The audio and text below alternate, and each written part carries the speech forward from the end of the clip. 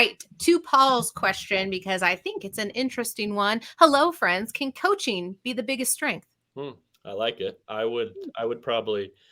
Okay, it depends. Am I talking head coach, or do I have to include the entire staff? Because I think I'd have. Um, It says, coaching, could not it just. be? I should say yes, it could. Would I include it on my list if I'm talking about the entire staff? I really like what Sean Payton is doing. I love Sean Payton, the head coach. I like his offensive staff. VJ is the one that I'm a little worried about. We'll see. We'll see with Vance Joseph.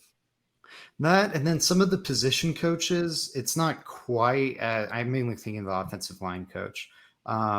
But like inside linebacker coach is another one. We were talking about Drew Sanders and we looked at that and it's like, oh, this guy's coached inside linebackers 1 year in the last 2 decades. There's a couple of those where it's like, it's not necessarily the all-star. It's not the all-star staff I expected when they hired Sean Payton. Like you look at what Frank Reich brought to Carolina with their super rich ownership. And this is, the staff doesn't count against the salary cap. This is a great place for the wealth of your owner to put like the thumb on the scales a little bit and give you an unfair advantage. And we just saw the Panthers and an experienced coach in Frank Reich do it. I was expecting Sean Payton to be able to do that. And it's not like Nathaniel Hackett's staff where it's like, woo, none of these guys have ever done this before. It's a lot of experienced guys that have been around for a while, but it's not like the Monstars. It's not the God Squad. Well, I think the Broncos might have learned their lesson the last 2 years trying to facilitate these big splashy plays for giant blockbuster trade value that you kind of realize that's not the end all be all fix it all. So I'm kind of glad they didn't go out on a limb and go a little bit crazy. But what kind of star power were you going to find out there for positional coaches? Maybe for OC and DC, I could understand there. I think that there's a couple of different options maybe that Broncos country wanted to see for defensive coordinator. But I'm kind of a little bit testy and a little bit worried about splash plays, about making these big moves for these big names, especially Sean Payton. The history, yeah. I guess, so I get it on the Sean Payton thing. My thing is there's no downside to investing a lot in your coaching staff and getting the most sought after names. The only downside is to Walmart's pocket, and Walmart's doing fine. That like there's no damage to the rest of the things there. The one big swing is going to be spending a first round pick on Sean Payton. But man, if you're already making the big swing on coaching staff, fill out the room. Get also you made the move that's going to cost you something. Make all the little moves that really don't cost you anything. I think you'd be worried about, and I'm sorry, this isn't pushback or trying to argue with you, although I said I was going to do it to start the show. Wouldn't you be worried about paying coaches, big name coaches, that they're more worried about a paycheck than necessarily a younger coach coming in who's really excited about the game and learning in a new team?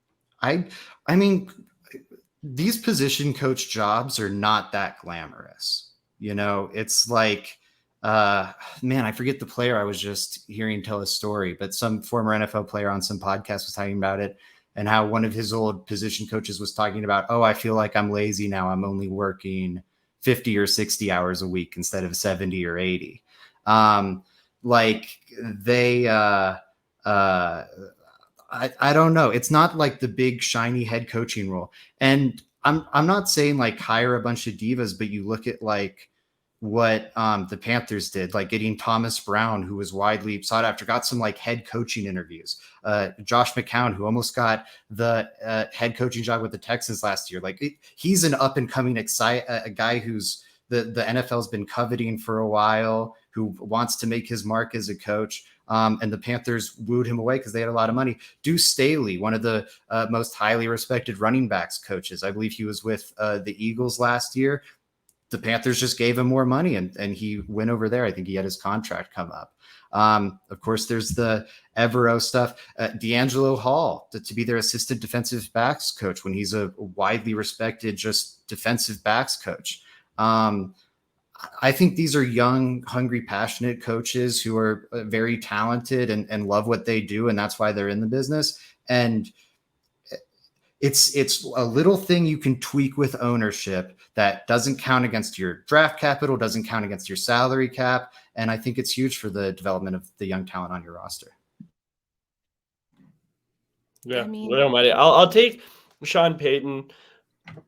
I'm wait and see on some of these guys, but a guy like Streif, the offensive line coach, I'm gonna take. I'm fine with at the moment, just because I'm in. If anybody knows the guy, it's Sean Payton. He drafted Streif when he retired at his retirement press conference. Sean Payton mentioned that we would love to have this guy come and coach. He coached, was an assistant offensive line coach for him. So I'm just gonna allow him to hire a guy like that, and I'm gonna give him the benefit of the doubt, just because. Hey, I respect Sean Payton a lot as a coach, and I think that if anybody knows this guy, it would be him. But there are some other curious ones. So it's just wait and see, I think. I think the streak one was interesting. We talked about it Yeah. when it first happened, and it's if you want to put that trust there in that coach, I think there's a direct reason why. There's a long-standing relationship, and he liked the way he played. He's probably going to like the way he coaches.